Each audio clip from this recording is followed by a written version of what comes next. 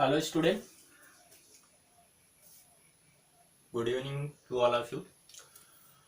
Student, last time तक हम लोग किरचॉफ प्रिंसिपल पढ़े और किरचॉफ प्रिंसिपल पर बेस्ड ऑन कुछ इलस्ट्रेशन देखा जिसमें current in a single branch और current in a all branch of a circuit, ये सारी चीज़ें हम लोगों ने डिस्कस किया। Even on the basis of that principle we are able to understand how do we calculate the potential drop across a register. Now we just want to proceed in the same way. I just want to discuss some more illustration based on Kirchhoff principle as application of Kirchhoff principle. So let us start. Application of Kirchhoff principle.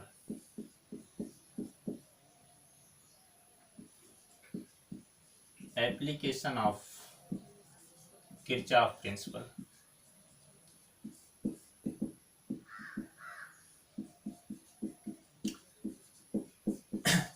Application of Kirchhoff principle में some illustration already have given in your NCERT book, which are very important and several time it has been asked by CBSE also. So let us take one illustration from NCERT book. I think it is a solved problem. See what is the problem actually. If we have to given a circuit like that, हमारे पास एक circuit इस तरह से दिया था।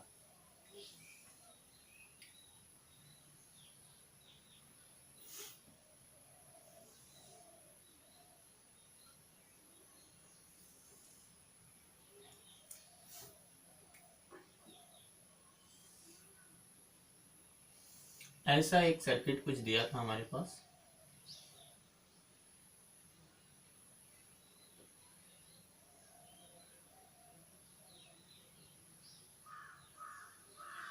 यहाँ से एक बैटरी लगी है 5 वोल्ट,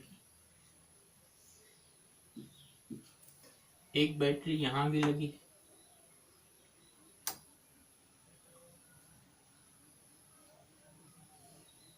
5 वोल्ट की, ये भी है, ये 10 वोल्ट की, सॉरी। यहाँ पर रजिस्टर लगे हुए हैं 4 ओम रजिस्टर, ये भी 4 ओम का रजिस्टर है। यहाँ पर 2 ओम के रजिस्टर है, यहाँ भी 2 ओम का रजिस्टर है, यहाँ पर 1 ओम का रजिस्टर है। ये पॉइंट ए है, ये बी है, ये सी है, ये डी है, यहाँ भी एक पॉइंट मान लेते हैं ई। और हमसे पूछा गया कि calculate the current in all branch, या किसी एक ब्रांच में हमसे करंट पूछ लिया जाए तो इस टाइप के क्वेश्चन आपको सॉल्व करने हैं। तो देखें किस तरह से ये सॉल्व कर पाओगे। तो आपको यहाँ पे किरचॉफ प्रिंसिपल्स बेसिकली लगाना है। यहाँ पे 2-3 तरह के लूप हैं, एक ए बी सी ई है, ए है, और एक ए सी डी ए है, और एक लूप ये भी है बी ई डी सी ए, या इस तरह से। तो ये कुछ एक लूप है, इन पर आपको किरचॉफ प्रिंसिपल लगा लेना है। तो पहले तो आप करंट का थोड़ा सा इसमें इस टाइप के क्वेश्चन को सॉल्व करने के लिए first of all we just have to divide the current, how current is passing through in the circuit in your mind. अब अच्छा, दूसरी चीज, आप करंट किसी तरह से भी मान लो तो कोई फर्क नहीं पड़ता है। जब भी करंट नेगेटिव आने लगे, करंट की क्वांटिटी नेगेटिव आने लगे, तो समझ जाओ कि आपने जो डायरेक्शन चूज किया था वो डायरेक्शन एक्चुअली में गलत थी, उसको दूसरे तरफ से बना दें। बाकी सारा कुछ आप कैसे भी मानो, कुछ फर्क नहीं पड़ता है। तो यहाँ पे भी हम मानते हैं कि सपोज ये 10 वोल्ट की बैटरी, इसने करंट बनाया I1। अगर इसने I1 करंट बनाया तो यहाँ पर देखें एक जंक्शन आ रहा है, यहाँ से कुछ करंट जाएगी, हम मानते हैं यहाँ पर गई I2, तो यहाँ पर क्या जाएगी I1 माइनस I2। क्लियर? ये यहाँ क्या पहुंची, I2 पहुंची। I2 का फिर 2 रास्ते हैं, एक बैटरी ये भी है, हम मान लेते हैं इसने भी करंट बनाई, कुछ I3 करंट बना लिया। तो अब यहाँ पर एक रास्ते से I2, एक रास्ते से I3, तो ये वाली जो करंट आएगी I2 प्लस I3 यहाँ पर। अब A से लेकर C तक करंट सेम रहेगी, कितना I1। किसी ब्रांच में हमेशा करंट सेम होती है। ब्रांच किसे कहेंगे, 2 जंक्शन को मिलाने वाली line. which contain always same current irrespective how much component are there is present with that, but current is same। किसी ब्रांच में करंट हमेशा सेम रहेगी, चाहे जो भी कंपोनेंट हो, चाहे जितनी बैटरी लगी हो, चाहे जितना रेजिस्टर लगो। ऐसा इससे पहले भी हम लोग इस पे डिस्कस कर चुके हैं। तो यहाँ तक क्या है, यहाँ से करंट I1 है, यहाँ से लेकर यहाँ तक करंट की डायरेक्शन भी सेम रहेगी, मैग्नीट्यूड ये I1 है। यहाँ से कौन सी आई, I2 I3 आई, I1 इधर निकल गई, तो यहाँ पर क्या बची, I2 plus I3 minus I1, क्योंकि I1 इधर चली गई थी। इस I2 I3 में से I1 इधर चली गई, तो बची क्या, I2 plus I3 minus I1। यहाँ पहुंची क्या, I2 plus I3 minus I1, और यहाँ से आई है I1 माइनस I2। तो देखें I2 ने I2 को कैंसिल कर देगा, I1 I1 को, तो यहाँ से जाएगी I3। जो करंट इस बैटरी से निकली थी वही करंट फिर से यहाँ से गई। तो पहला काम, फर्स्ट स्टेप हमने क्या किया, हमने ये किया कि यहाँ पे सबकी करंट क्या किया, डिवाइड कर लिया। अब सब करंट जब डिवाइड कर लिया तो आधा काम हमारा हो गया। अब हम लूप में पोटेंशियल लिखते हैं और किरचॉफ सेकंड प्रिंसिपल लगाते हैं कि किसी लूप में जो पोटेंशियल होगा, टोटल पोटेंशियल, वो क्या होता है, वो जीरो होता है, क्योंकि जिस पॉइंट से चलते हैं उसी पर आ जाते हैं, तो नेट वर्क डन जीरो होना चाहिए। तो एक एक करते हैं, लिखते हैं पहला, इन लूप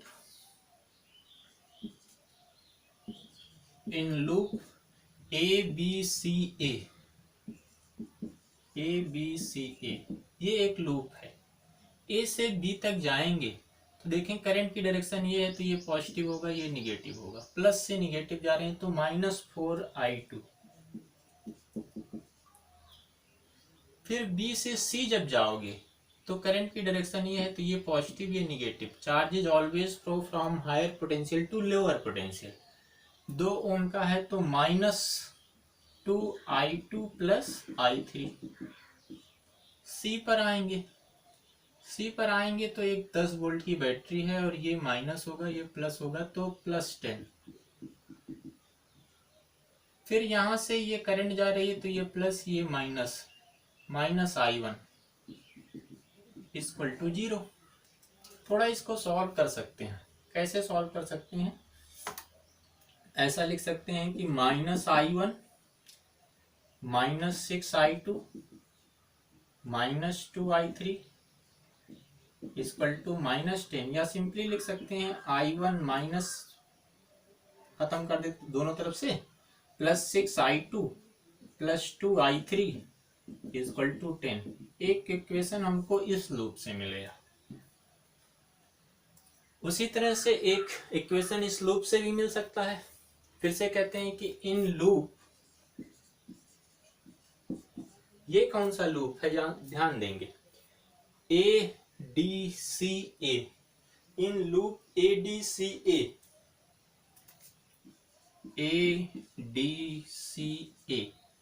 इस लूप में चलें। अच्छा, ये लूप इस तरह से लिखने का सेंस थोड़ा सा समझो सब लोग, कि ADCA इस तरह से करते हैं, मतलब हम कैलकुलेशन इसी तरह से करेंगे, ऐसे। अब जरा सा देखें, इसमें पोटेंशियल सब जोड़ते हैं। ए से डी तक जब जाएंगे तो 4 ओम का रजिस्टर है और करंट है I1 माइनस I2, ये होगा प्लस पॉइंट और ये होगा negative. Charges always flow from higher potential to lower potential. तो पहला लिखेंगे माइनस, क्योंकि पॉजिटिव से निगेटिव बढ़ रहे हैं, I1 माइनस I2। फिर डी से जब सी जाएंगे तो ये प्लस, ये माइनस। अभी माइनस से प्लस बढ़ रहे हैं तो लिखेंगे plus 2 into I2 plus I3 minus I1। फिर C से जब A की तरफ बढ़ेंगे तो एक तो होगा +10 और एक होगा -I1 इक्वल टू 0। इसको भी थोड़ा सिंप्लीफाई कर लेते हैं, और सिंप्लीफाई करके हम पाते हैं 4I1 -4I1 -2I1 -I1 7I1, यानी -7I1 -4I2 प्लस 4I2, यानी आ जाएगा हमारे पास -2I2 2I3 plus 2I3 -10 equal to -10। या इसको आप लिख सकते हो, इसको चाहो तो पॉजिटिव बना लो, इसको नेगेटिव बना लो, तो हो जाएगा क्या, +2i3 माइनस से प्लस, ठीक है, +2i3 = 10, ठीक तो लिखा हमने, ठीक है। इसको हम कैसा लिख सकते हैं, i2 -4, अच्छा ये +4 हो जाएगा, +4i2 और +2i2, +4i2 और +2i2, तो ये देखें हो जा रहा है +6i2, ये गलती हो रही है, +6i2 यहाँ पे कर दे रहे हैं, ये माइनस हटा सकते हैं तो हो जाएगा कितना, इसको लिखने 7i1 माइनस से मल्टीप्लाई कर दें, -6i2 -2i3 = 10, इक्वेशन 2। अभी दो लूप सॉल्व हो गए, दो लूप सॉल्व करके हमको दो इक्वेशन मिल गया। अब सिंस वेरिएबल यहाँ पर i2 i1 i2 i3 है, तो तीन वेरिएबल है, तो ऑब्वियसली हमको तीन इक्वेशन भी चाहिए, तो एक लूप और लेते हैं। एक लूप कौन सा लेते हैं, ये वाला हम एक लूप ले लेते हैं, ये वाला यहां से ऐसा, और कहते हैं BCDEB वाला एक लूप लेते हैं। नाउ इन लूप एक दूसरा लूप ले लें, कौन सा, BCDEB, BCDEB। अच्छा घबराना नहीं है, क्योंकि आप कैसे भी मानो फर्क नहीं पड़ता है, आप ऐसे भी मान लो, आप ऐसे भी मान लो, कैसे मान लो, उससे कुछ इफेक्ट होने वाला नहीं, और आंसर आपका सेम आएगा, थोड़ा सा नोटिफिकेशन अलग आ जाएंगे, निगेटिव पॉजिटिव का फर्क आएगा, लेकिन अल्टीमेटली आंसर सेम आने वाला। तो इसमें घबराने की जरूरत नहीं कि हमने ऐसे माना, अगर कोई बच्चा ऐसे मानता है तो कोई डिफर होने वाला, कुछ डिफरेंस नहीं होगा, आंसर विल बी सेम। तो देखो यहाँ से हम काउंट करना शुरू करते हैं इस लूप का पोटेंशियल। बी से सी जाएंगे तो 2 ओम का रजिस्टर है, i2 + i3, और प्लस से माइनस घट रहे हैं, तो -2 × i2 + i3। फिर सी से जब डी जाएंगे, प्लस से माइनस फिर घट रहे हैं, और रजिस्टर कितना है 2 ओम का, तो -2 i2 + i3 -i1, और फिर डी से यहां तक जाएंगे तो ये माइनस, ये +5, और फिर उसके बाद यहां से यहां तक कुछ नहीं है, = 0। इसको सॉल्व कर लेंगे, हमारे पास इसको देखो चेक करो, ठीक है, -2i2 + 2i2 + i3 -2i2 + i3 -i1 +5 = 0। इसको अगर हम सिंप्लीफाई कर लें, और सिंप्लीफाई करके हमको क्या मिलेगा, हमको ये मिल सकता है कि थोड़ा सा सॉल्व करें तो 2i2 और -2i2, तो -4i2 हो जाएगा, और -4i3 हो जाएगा, और +2i1 हो जाएगा। तो देखो क्या लिखते हैं इसको, ये minus minus plus 2i1 -4i2 -4i3 +5 = -5 लिख सकते हैं, या लिख लें क्या, -2i1 +4i2 +4i3 = 5, इक्वेशन 3। ये तीसरा इक्वेशन हो गया। अब तीन इक्वेशन हो गए, तीन वेरिएबल हो गए, आसानी से आप सॉल्व कर सकते हो। देखो पहले और दूसरे से देखो, पहले दूसरे में क्या है, +6i2 + 2i3 -6i2 -2i3। तो पहले दूसरे को अगर सॉल्व करेंगे फ्रॉम फर्स्ट एंड सेकेंड, ये दो चीजें सेम है, 6i2 और यहाँ -6i2, ये 2i3 और यहाँ 2i3, ये दोनों कैंसिल हो जाएगा, 10 इधर भी है इधर है, ये 20 हो जाएगा, 8i1 = 20, 8i1 = 20 हो जाएगा। तो यहाँ से i1 = हो जाएगा 20/8, यानी हो जाएगा 5/2 एम्पियर। i1 = 5/2 एम्पियर हो गया। i1 की वैल्यू इसमें रख देते हैं और दूसरे तीसरे को सॉल्व करते हैं। तो यहाँ से अगर i1 किया, इसी में किसी में से दोनों में i1 की वैल्यू रख के सॉल्व कर देंगे, on the putting the value of i1 and further solving. अगर इसमें रखते हैं तो i1 की इसमें तो हमारे पास i2 जो आएगा, इन दोनों इक्वेशन में 6i2 कैंसिल हो जाएगा, 2i3 अगर करेंगे तो इसमें तो कैंसिल हो जा रहा है। दूसरा देखते हैं, वहां पर 2i1 है और ये 2i1, I1 तो की वैल्यू रख देंगे, I2 यहाँ पर 4I2, यहाँ पर 6I2 है, 4I3, इसमें 2 से मल्टीप्लाई कर दें, I1 की वैल्यू रख दें और इसमें फर्स्ट को 2 से मल्टीप्लाई कर दें और सब्ट्रैक्ट कर दें किससे, 3 से। Putting the value of putting I1 in first and third, और क्या है, एंड थर्ड को फर्स्ट को मल्टीप्लाई कर दें 2 से और माइनस कर दें 3 से, तो हमको I2 की वैल्यू जो आ जाएगी यहां से, वो I2 की वैल्यू आ जा रही है हमारे पास 5/8। अब I1 I2 दोनों आ गई, I1 हमारे पास आ गई 5/2 और I2 हमारे पास आ गई 5/8। I1 I2 की वैल्यू अगर इसमें रख दें, थर्ड में या किसी एक में रख दें, फर्स्ट में रख दें, तो I3 की वैल्यू भी हमारे पास आ जाएगी कितनी, 15/8। तो इस तरह से देखा कि हमने बड़े इजीली किरचॉफ प्रिंसिपल सेकंड या लूप लॉ लगा के इसमें करंट का कैलकुलेशन कर लिया। अच्छा, एक चीज और है कि आप यहाँ पे फ्री हो, किसी तरह से भी सॉल्व कर सकते हो, बट ये ध्यान रखना कि जो कैलकुलेशन पोटेंशियल डिफरेंस का कर रहे हो वो कैलकुलेशन उसी वे से करो जैसा सिखाया गया। अगर प्लस से माइनस की तरफ जा रहे हो तो निगेटिव लो, माइनस से प्लस की तरफ जा रहे हो पॉजिटिव लो। यहाँ गलती ना करना, यहाँ गलती करने का मतलब आपको इक्वेशन गलत आएगा और करंट की क्वांटिटी भी क्या होगी, गलत हो जाएगी। So this is how we can approach with the help of Kirchhoff principle to determination of current and potential drop across a resistor और अक्रॉस ए ब्रांच। चलिए कुछ और हम लोग इलस्ट्रेशन करते हैं। एक मुझे याद आ रहा है एक प्रॉब्लम 2016 में पूछा गया रहा है, एक ब्रांच में उसमें करंट पूछा था, उसको कराते हैं, इसको रब करेंगे भाई।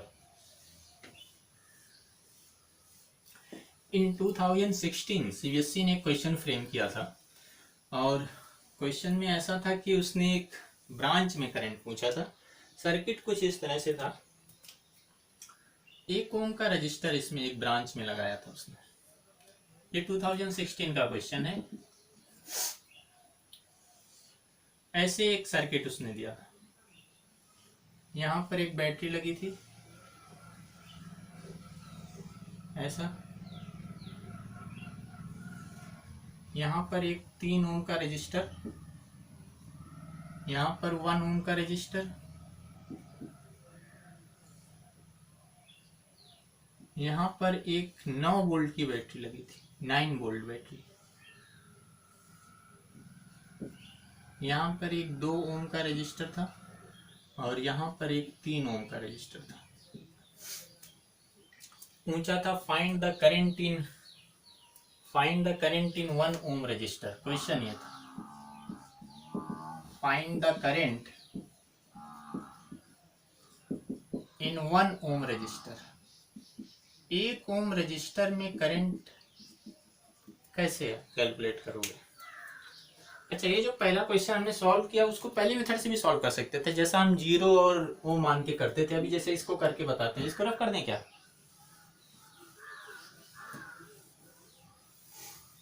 1 ओम के रजिस्टर में करंट कितना होगी ये पूछा था आपसे क्वेश्चन में।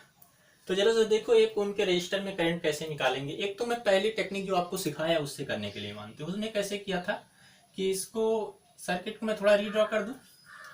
इस सर्किट को क्या इस तरह से लिखा जा सकता है, जरा सा ध्यान देंगे। ये 1 ओम का रजिस्टर, ये एक बैटरी है,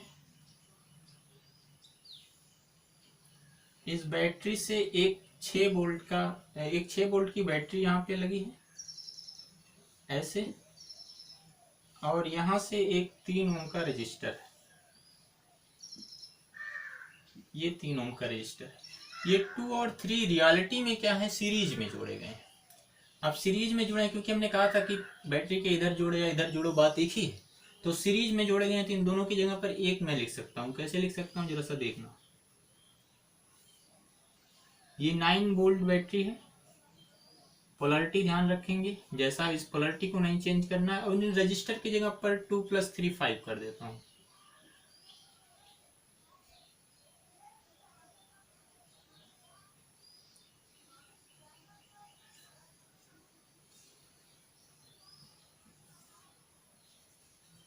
ये 5 ओम लिख दे रहा हूँ, ये 9। अब इस सर्किट को जैसे पहले हमने सिखाया, कैसे सिखाया था, हमने कहा था कि इसको 0 मान लो। अब जब 0 मान लिए तो यहाँ पर फंस गए, क्योंकि यहाँ 9 वोल्ट की लग रही है और 6 वोल्ट की लग रही है, तो यहाँ की मान लो x, सही कि नहीं। अब x की मान लो और लिखना शुरू करो। x is assume in such a way that x is the higher potential than that of other battery or potential drop across a circuit where we want to compare. जहां पे भी हम कंपेयर करना चाहते हैं उसमें एक सबसे हायर पोटेंशियल का लिखा जाएगा, ये चीज ध्यान रखेंगे। तो यहाँ पे मान लेते हैं करंट गई I1, यहाँ पे गई I2 और यहाँ पे गई I3। तो हम लिखते हैं जंक्शन रूल यहाँ लगाते हैं।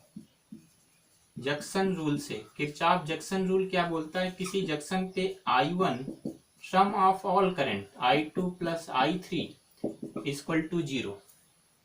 यहां से देखें लगाते हैं और लिखेंगे I1 को क्या लिखेंगे, x, ये माइनस ये प्लस, बढ़ रहे हैं तो जुड़ेगा x plus 6/3, x plus 6/3 plus I2 x minus 0/1 plus I3 x minus 9/5 equal to 0।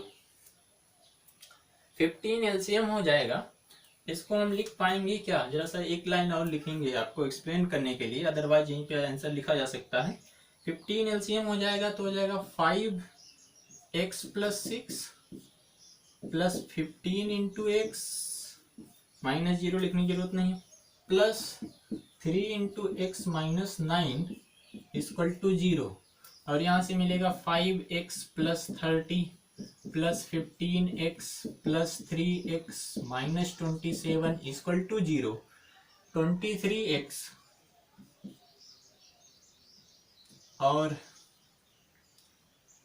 23x plus 27 minus 30 minus 27 3 equal to 0। यहाँ से x equal to 23/3, sorry minus 3/23, minus 3/23। Current in one पे पूछा था, यानी I2 पूछा था, और I2 कितना है, x minus 0/1। So I2 equal to x की वैल्यू कितना है, minus 3/23 minus 0/1 equal to minus 3/23। Negative sign क्या रिप्रेजेंट करता है, निगेटिव साइन ये रिप्रेजेंट कर रहा है कि जो ये डायरेक्शन हमने मानी है वो एक्चुअली में गलत मानी है। ये डायरेक्शन कैसे होनी चाहिए, ऐसे होनी चाहिए।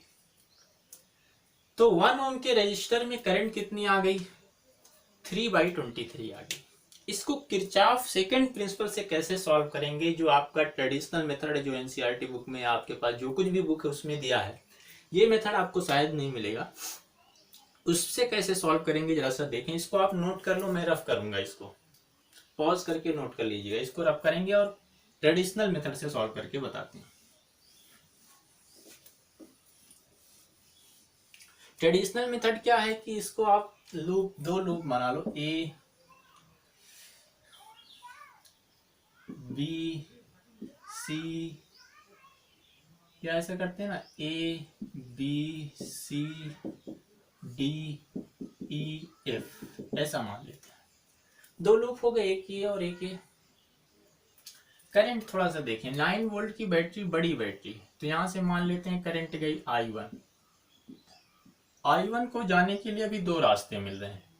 यहां से थोड़ी देर के लिए मान लेते हैं चली गई I2, तो यहां से जाएगी I1 माइनस I2, ये यहां से गई I2, इस रास्ते से यहाँ I2 पहुंची, यहाँ I1 माइनस I2, फिर से I1 करंट यहां से चली गई। अब देखें इन लूप AEFD, या ऐसे ADFEA, ADFEA कैसे भी कर सकते हो, कोई फर्क नहीं पड़ता उससे। देखिए करंट क्या आ रही है, यहाँ पर 2 आ रही है, तो और यहाँ से जा रही, तो ये प्लस ये माइनस, माइनस 3I2 एप्स, यहाँ पर ये प्लस ये minus, plus 1 into I1 minus I2, capital में लिखता हूँ थोड़ा ठीक रहेगा, यहाँ से यहाँ माइनस से plus, plus 6 equal to 0, 3i2 यानी -4i2, -4i2 plus i1 -6 equal to 0, या इसी को लिख सकते हो 4i2 minus i1 equal to 6, equation 1।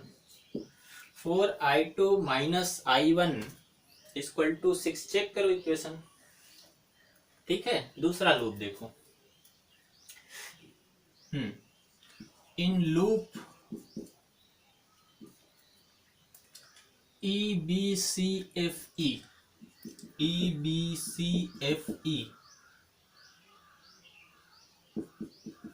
इस लूप में देखें, इसमें शुरू करते हैं। यहाँ पे करंट क्या है, I1 है, ये प्लस होगा ये माइनस होगा, माइनस से प्लस की तरफ बढ़ रहे हैं, तो लिखेंगे 2i1 -9 plus 3i1 plus 1 into i1 minus i2 equal to 0, तो 2 + 3 5 + 1 6i1 minus i2 equal to 9, equation 2। अब इक्वेशन 1 और 2 को ध्यान से देखें, यहाँ पर 4i2 है, वहां पर 1i2 है, यहाँ पर 6i1 है और यहाँ पर 1i1 है। तो चाहो तो सेकेंड को 4 से मल्टीप्लाई करके फर्स्ट में जोड़ दें, तो हम लिखते हैं क्या, second is multiplied by 4 plus 1 and we will get, तो इसको सेकेंड को 4 से अगर मल्टीप्लाई करेंगे 24i1 minus 4i2 equal to 36, और ये है 4i2 प्लस 4i2 था और minus i1 equal to 6। Now 4i2 will be cancel out, 23i1 equal to 23i1 equal to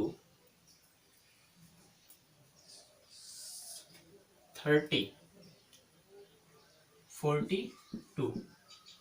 So for i1 equal to 42 by 32 ampere. Now current in 1 ohm resistor would be i1 minus i2. With the help of i1 just verify or find out the i2.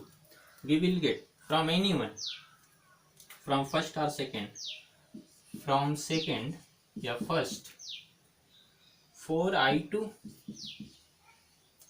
minus i1 is 42 by 32 ampere, 42 by 32 equal to 6.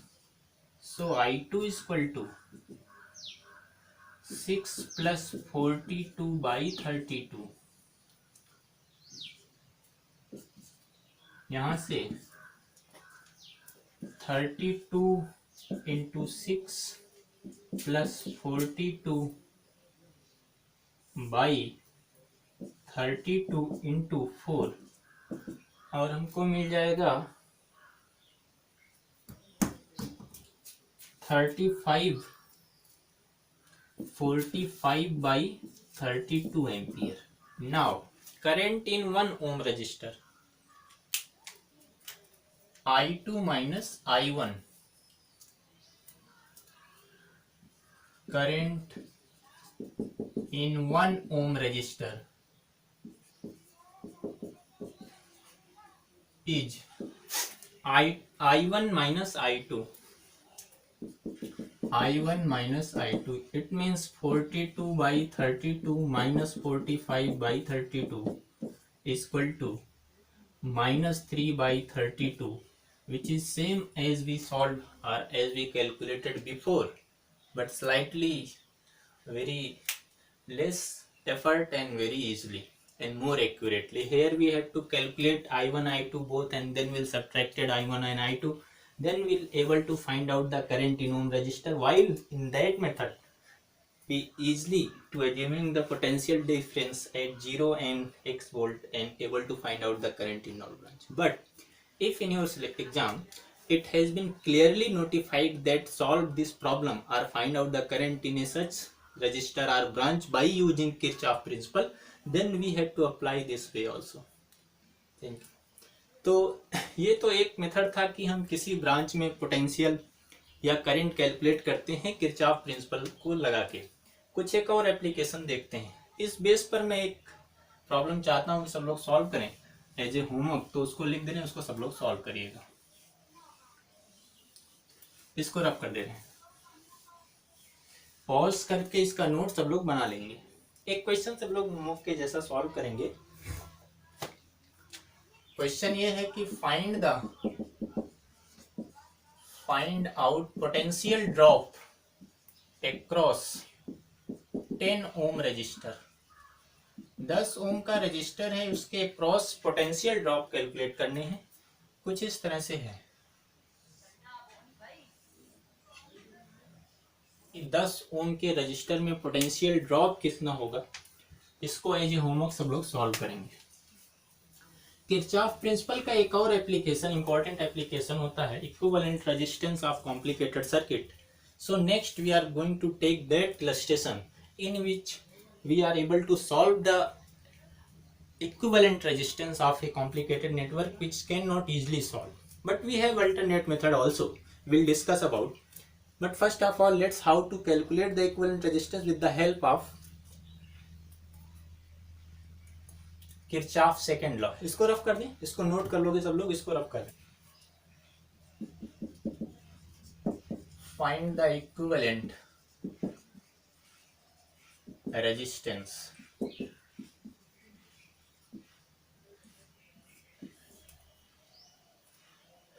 एक network कुछ इस तरह से दिया है,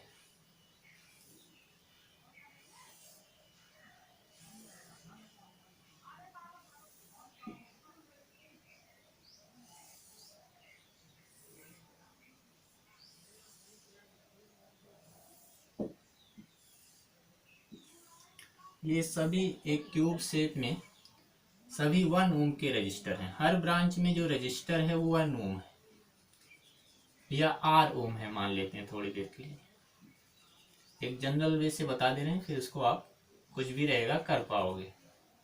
ये सभी R ओम, small R ओम के रजिस्टर लगे।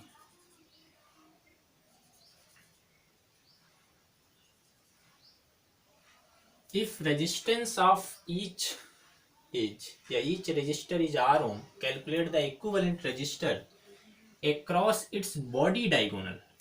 बॉडी डायगोनल क्या होगा, एक्चुअली में केमिस्ट्री में सॉलिड स्टेट आपने नहीं पढ़े, अदरवाइज इसका फेज डायगोनल क्या होता है, बॉडी डायगोनल क्या होता है, इजीली समझ पाते। बट जिस रूम में आप बैठे उसमें जरा सा देखो सभी वॉल को, रूफ को और फर्श को, तो ये सारी जो रूफ वॉल फर्श हैं ये प्लेन ऑफ द क्यूब होते हैं, और एक बॉटम के एक कॉर्नर से उसके अपोजिट वाले टॉप कॉर्नर को जो मिलाएंगे वो बॉडी डायगोनल होगा।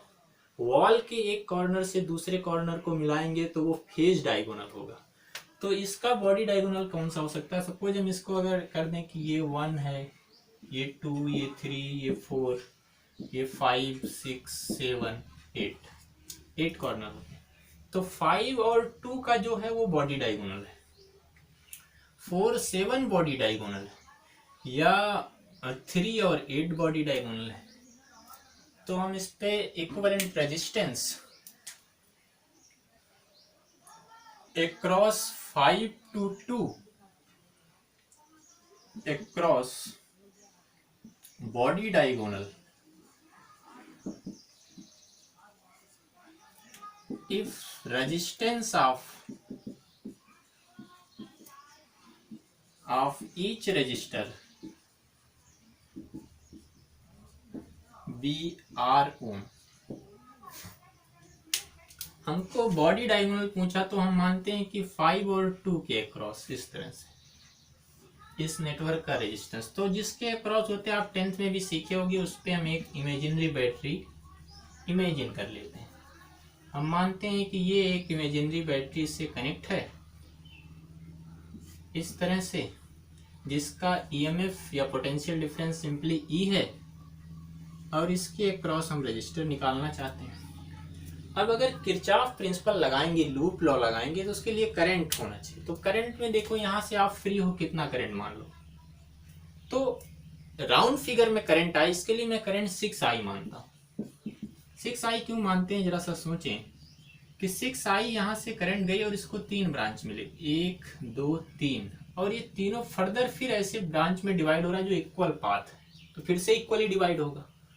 तो 6 अगर डिवाइड होगी तो 2 में डिवाइड होगी, फिर इक्वली डिवाइड होगी तो 1 एम्पियर में डिवाइड होगी। एक राउंड फिगर में नंबर आया, इसके लिए मैंने 6 एम्पियर माना। इसको 1 एम्पियर भी मान सकते हैं, तो पहले डिवाइड होती I/3, फिर होती I/6, तो it become more complicated digit to further solving, that's why I take the 6i ampere here. तो जब 6 एम्पियर लेंगे तो यहाँ से जाएगी 2 एम्पियर, क्योंकि रेजिस्टेंस इक्वल है। देखो इस रास्ते से गए तो ये जो रास्ता है ऐसा, ये सेम रेजिस्टेंस रखता है, या इस रास्ते से जाएंगे तो ये भी सेम रेजिस्टेंस है, तो इसलिए इक्वली डिवाइड होगी, पैरेलल में है फिर भी। 2 एम्पियर 2 एम्पियर, ये सिर्फ 2 लिखता हूँ। ये 2 यहाँ से गई, फिर फर्दर डिवाइड हो जाएगी 1 में, I में बेसिकली, ये 2i 2i 2i, और ये भी फिर फर्दर डिवाइड होगी I में, और ये भी फर्दर डिवाइड होगी I में। I मिलके यहाँ से 2i, ये भी 2i, ये भी 2i। तो इस तरह से करंट हमने डिवाइड कर लिया। अब जबकि करंट डिवाइड कर लिया तो हम किरचॉफ प्रिंसिपल लगा सकते हैं, और हम लिखेंगे कि इन लूप, इसको हम ऐसे लिखते हैं 5 इन लूप 5 4 3 2 5, ये लूप ले लिए। कैसे? 5 4 3 2 5। 2i1 करंट गई तो ये पॉजिटिव होगा, ये निगेटिव होगा। यहाँ से i1 करंट गई, ये पॉजिटिव होगा, ये निगेटिव होगा। और यहाँ पर भी क्या पाएंगे कि ये ऐसे करंट गई है, तो यहाँ भी ये पॉजिटिव होगा, ये निगेटिव होगा, और ये। तो देखो लिखेंगे प्लस से माइनस घट रहे हैं, -2i इंटू आर, फिर यहाँ से जब यहाँ जाएंगे तो फिर घट रहे हैं -IR, फिर यहाँ से आ जा रहे हैं फिर से -IR इक्वल टू E, यहाँ से आ गए कितना, या ये माइनस ये प्लस, तो +E इक्वल टू 0। ऐसा लिख सकते हैं किरचॉफ लूप लॉ से, जैसा कि पहले लिखते रहे हैं। थोड़ा सिंप्लीफाई करेंगे तो ये हो जाएगा -5 2 2 4 2IR IR और 2IR।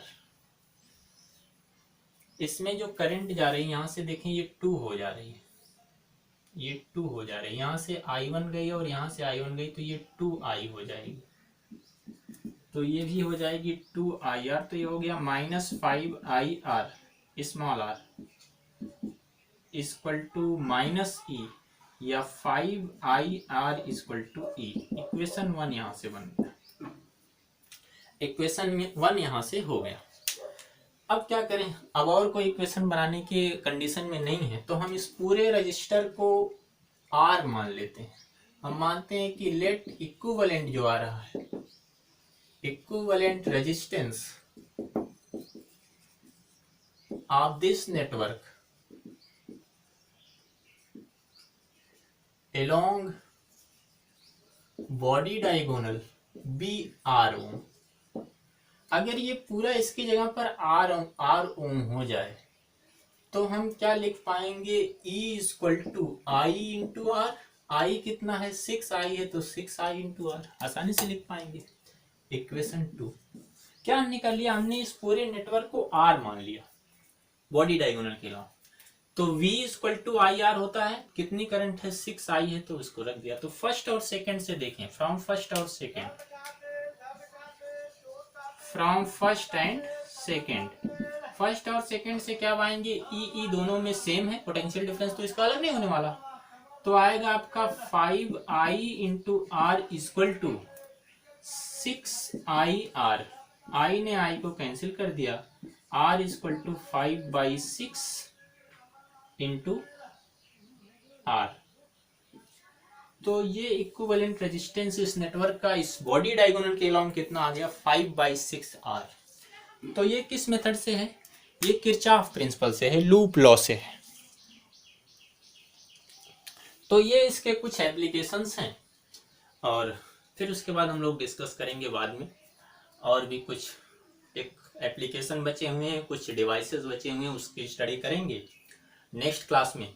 इतना स्टूडेंट्स सब लोग पढ़ जाएंगे, रिवाइज कर जाएंगे, वो जो क्वेश्चन दिया उसको सॉल्व कर जाएंगे, फिर हम लोग कल इस पर फर्दर बात करेंगे। Thank you.